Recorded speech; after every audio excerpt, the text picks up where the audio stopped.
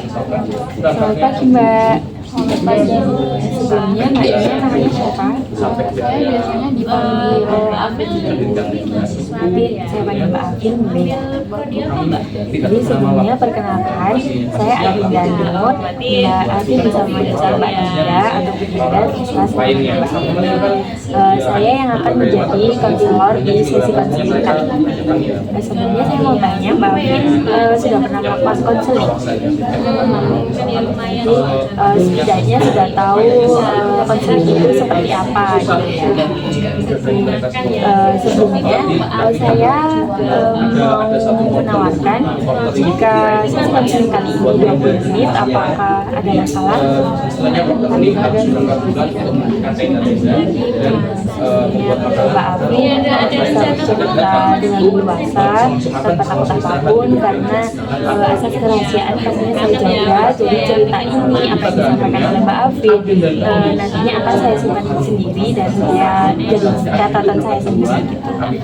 Sebelumnya saya meminta izin buat mencatat apa yang Mbak Afin sampaikan, diperbolehkan dan jadi Mbak Afin tadi sebelum kesini habis kegiatan atau dari kos aja? Dari kos. Jadi memang ada kegiatan pertama kesini gitu ya? Betul juga ya. Sebelumnya Mbak Afin kesini karena kemauan sendiri atau karena saran dari orang lain atau pernah dengar konseling kognitif ini yang nyampe Mbak atau gimana? Kesadaran kalau belum. Berarti Mbak Afin merasa betul sesi konseling ini jadi Mbak Afin sekarang sedang menghadapi sesuatu atau sedang berpikiran sesuatu, merasakan sesuatu apa?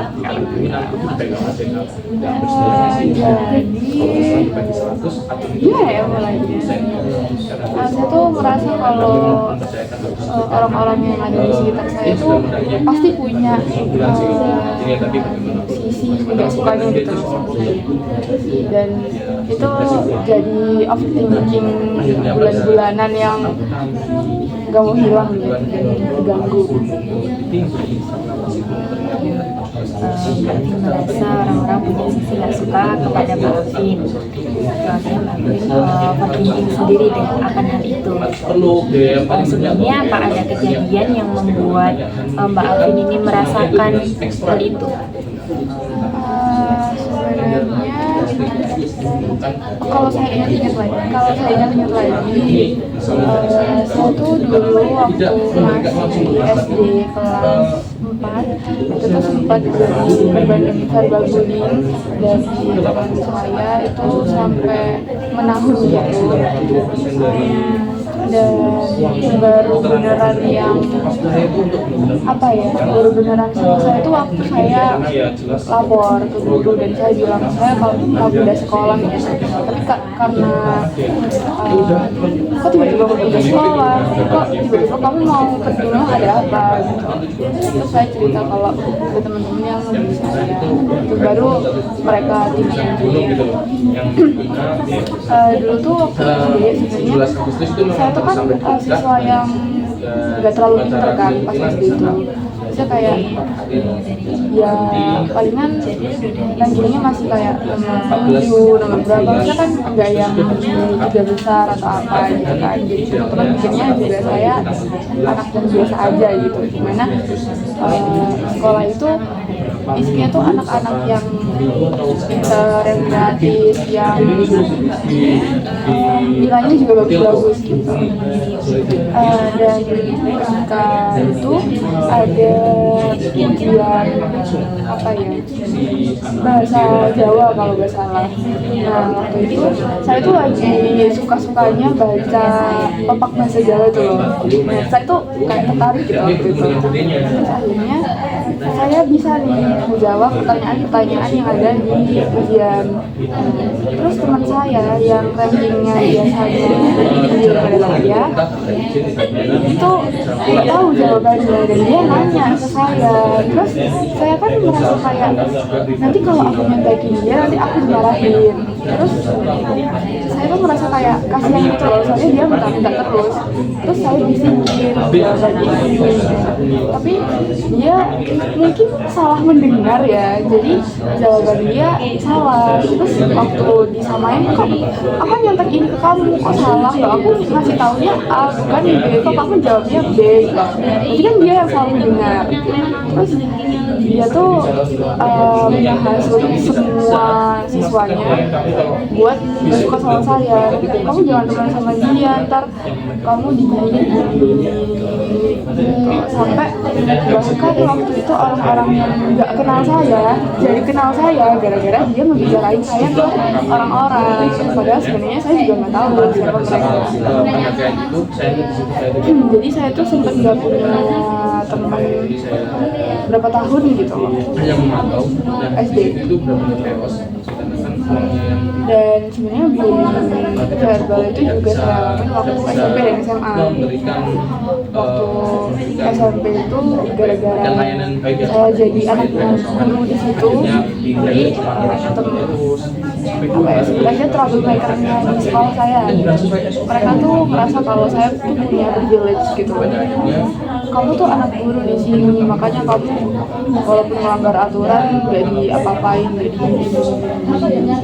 Sedangkan mereka juga nggak punya bukti kepada saya tuh melanggar aturan, tapi tetap aja saya yang dipojokin terus. Apa ya? Kalau yang di SMA itu gara-gara saya punya pacar, terus banyak cewek yang mengenal saya gitu loh, dan mereka tuh kayak mulai ngomongin saya tanpa alasan yang jelas, kayak oh Vinda tuh secantik, pinter, padahal mukanya jerawatan dan segala macam. Saya sampai hampir dilempar sama batu. Iya, dilempar sama batu waktu di lapangan, waktu pas meet kalau nggak salah, tapi nggak kena, jadi di samping saya gitu lewatnya. Dan itu saya mikirnya kayak agak konyol ya, soalnya kayak ya tanpa alasan yang jelas, saya nggak boleh punya pacar. Sampai akhirnya saya lulus dan apa ya, di SMA itu saya tuh punya, itu tahun 2021 saya tuh punya kakak kan, saya baru berdarah, dia perempuan, dan pada hari itu saya mendengar kalau dia tuh gak suka gitu loh sama kehadiran saya. Dia bilang ke suaminya, terus ke teman-temannya, ke tetangga yang mampir ke rumah kalau saya tuh adik yang manja, yang nyusahin, terus yang kayak pengen dimengerti terus dan lain sebagainya. Padahal dia nggak tahu apa yang saya alami. Dan itu lambat laun jadi sesuatu yang sering banget saya dengar kalau saya di rumah. Pas habis lulus kan itu ada jeda sebelum masuk kuliah kan, itu kayak ada 5 atau 6 bulanan, itu yang paling sering saya dengar pasti. Jadi bahan debatnya juga itu, terus habis itu bahan pembicaraannya juga itu, dan emang suaranya tuh dikeras-kerasin gitu, karena kan saya kan sering di kamar, tapi saya bisa dengar suara yang ada di ruang tamu, berarti kan sengaja buat dikerasin. Jadi rasa kayak oh apa emang orang-orang gak suka sama aku ya. Soalnya dari dulu permasalahannya tuh selalu karena ada hal yang gak mereka sukai dari saya, terus itu mereka omongin gitu, dan berdampak ke apa ya kehidupan saya kayak gitu. Berarti Mbak Afin dari SD memang sudah menerima perlakuan yang tidak mengenakan gitu ya, mulai dari Mbak Afin itu dimintain contekan tapi sama temannya, tapi malah Mbak Afin yang disalahkan. Lalu waktu SMP di dibilangin kalau punya privilege gitu. Lalu SMA karena berpacaran dengan pria yang disukai banyak orang gitu. Akhirnya Mbak Afin merasa semua orang itu memiliki sisi nggak suka ke Mbak Afin gitu. Nah, saya tadi sempat mendengar kalau kakak Mbak Afin sendiri yang mengatakan hal itu gitu. Nah, sebelumnya apakah memang lingkungan Mbak Afin ini dengan Mbak Afin itu kayak memiliki komunikasi yang tidak baik atau seperti apa gitu? Sebenarnya kalau di rumah itu saya nggak terlalu dekat sama kakak sih, soalnya jarak umurnya kan jauh, sekitar 11 tahun. Iya, 11 tahun. Jadi waktu kakak saya sekolah, saya tuh masih anak kecil yang suka main gitu loh. Jadi kalau main pun pasti sama teman-temannya sebaya kan. Jadi kakak saya juga sibuk. Dulu dia pas SMA tuh beneran yang sibuk anak tari, terus abis itu ketua OSIS. Itu kan kayak selalu pulang sore gitu. Dan ketika saya udah masuk SD, dia kuliah merantau. Jadi kayak ya nggak bisa komunikasi banyak, dan ketemunya palingan sebulan sekali. Itu pun dia istirahat kan, jadi palingan ngobrolnya juga yang remeh-remeh gitu. Terus akhirnya dia lulus, dia kerja, pekerjaannya pun itu seorang perawat yang 24 jam ada di rumah sakit, dari klinik. Terus kayak waktu dia pulang palingan buat tidur, kalau enggak pembahasannya juga paling general kayak gimana di sekolah kamu, teman-teman kamu gimana. Itu pun jarang banget bisa dihitung jari. Dan kalau sama orang tua, saya tuh nggak yang terlalu deket ya, soalnya orang tua saya itu sibuk. Ayah tuh termasuk pekerjaannya tuh termasuk yang perannya tuh penting gitu loh kalau di masyarakat. Kan saya hidupnya tuh di desa ya, jadi orang tuh kadang kalau ada apa-apa itu selain bapak ART atau siapa itu pasti manggilnya ke ayah saya. Jadi kayak ya mau nggak mau ayah saya tuh kerja di perhutani, jadi dia tuh sering siang malam tuh patroli. Terus apalagi kalau ada bencana alam dan apa itu udah nggak bisa diganggu gugat gitu, nggak bisa diganggu. Dan ibu saya juga sibuk, dia tuh guru yang selalu, saya tuh tahunya dia selalu sama hasil PR-nya siswa-siswanya harus dikoreksi, harus input nilai, harus apa gitu. Jadi kalau mau ngebahas gimana juga agak gak enak gitu. Jadi memang dalam lingkungan keluarganya Mbak Afin sendiri itu orang yang memiliki kegiatan masing-masing gitu ya. Jadi dalam artian Mbak Afin pun sebenarnya tidak memiliki waktu untuk berkomunikasi seperti itu. Lalu saya tadi di awal itu dengar kalau pada akhirnya dengan overthinking berpikir bahwa Mbak Afin itu menilai orang pasti ada sisi nggak sukanya, akhirnya mempengaruhi kehidupan saya yang seperti ini. Nah, saat ini kan Mbak Afin ini mahasiswa ya, berarti sedang berkuliah gitu. Nah, kehidupan saat ini itu apakah di perkuliahan atau di lingkungan lain selain di kuliah? Jadi kan ini kan Mbak Afin bilang kalau setiap Mbak Afin sekarang berpikiran kalau setiap orang itu memiliki sisi nggak suka ke Mbak Afin. Nah, akhirnya berpengaruh ke kehidupan saya saat ini gitu. Nah, kehidupan saat ini itu di perkuliahan atau kan Mbak Afin merantau jadinya jauh dari lingkungan keluarga. Apakah di lingkungan keluarga seperti itu? Itu sebenarnya banyak ya pengaruhnya. kalau di lingkungan kuliah, pertama di sosialnya, kalau sama teman-teman, saya tuh jadi susah banget percaya sama teman-teman saya. Jadi sesederhana misal di kelompok kerja gitu, ada tugas kelompok, terus habis itu teman saya adalah orang-orang yang susah buat diandalkan gitu misal.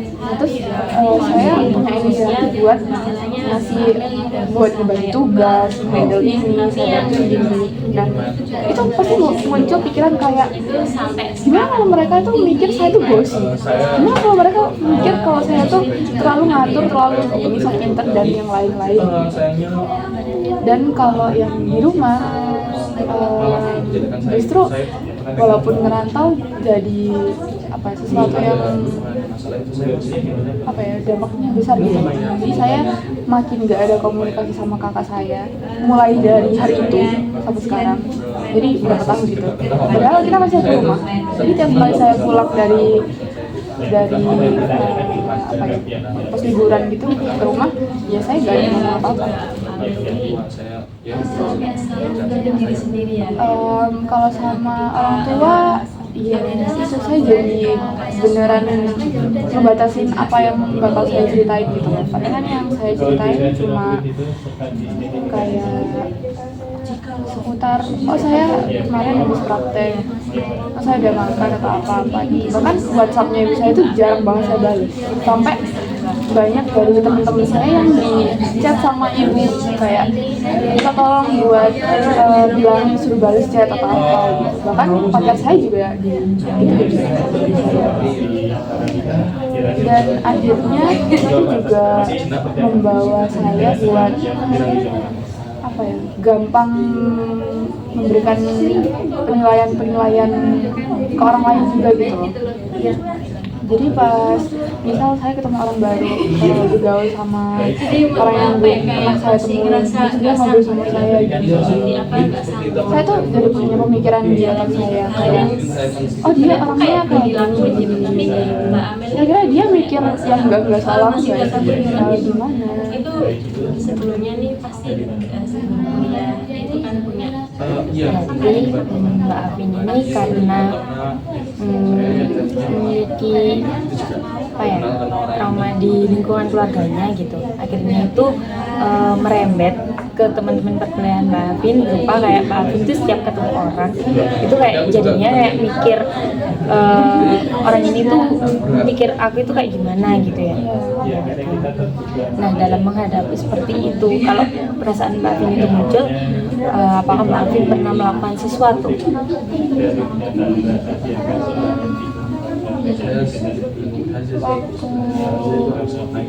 Parah-parahnya itu sebenarnya pas SMA, pas mau masuk kuliah itu tuh saya sempat yang overthinking parah banget. Jadi saya overthinkingnya tuh sampai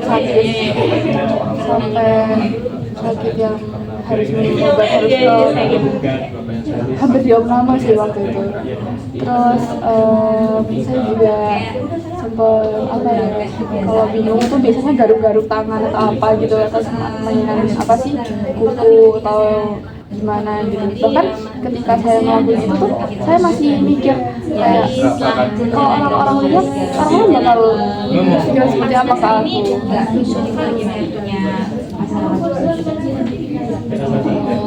Berarti untuk saat ini Mbak Afin hanya bisa melakukan kayak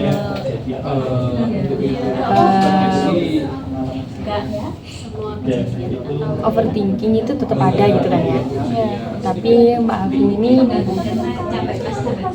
pada saat itu sampai overthinkingnya itu sampai sakit, sampai gitu-gitu kan.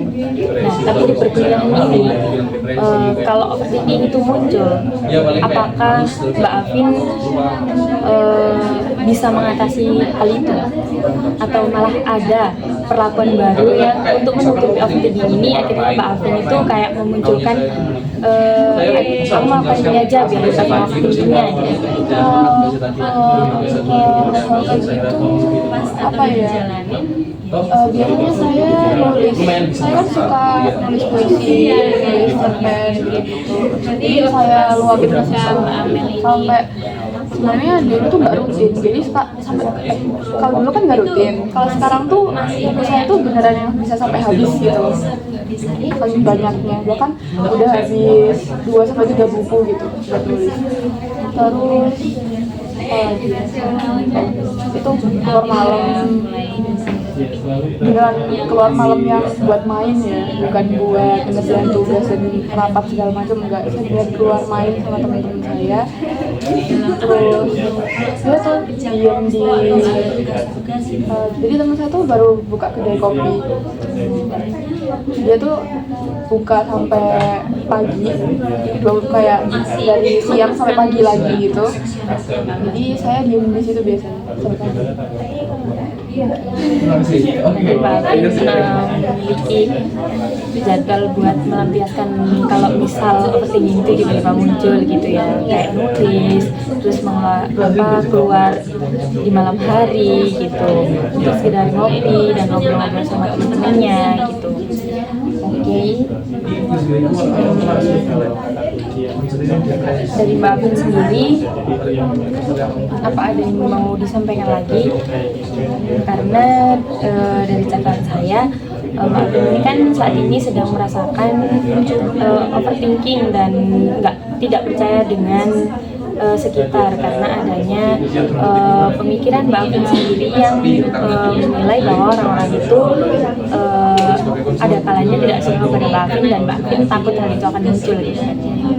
Nah dari Mbak Afin sendiri apa yang ada yang mau disampaikan lagi?